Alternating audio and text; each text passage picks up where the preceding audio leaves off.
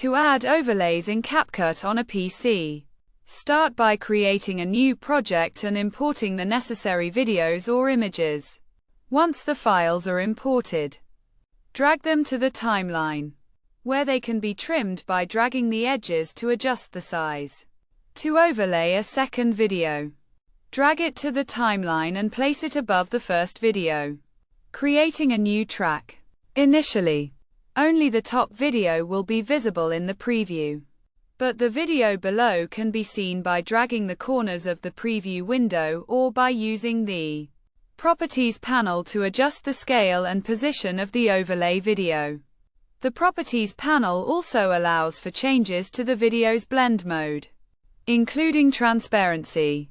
With these steps, an overlay video can be successfully added in CapCut, and users can explore further customization options, such as resizing or repositioning the overlay, to achieve the desired effect.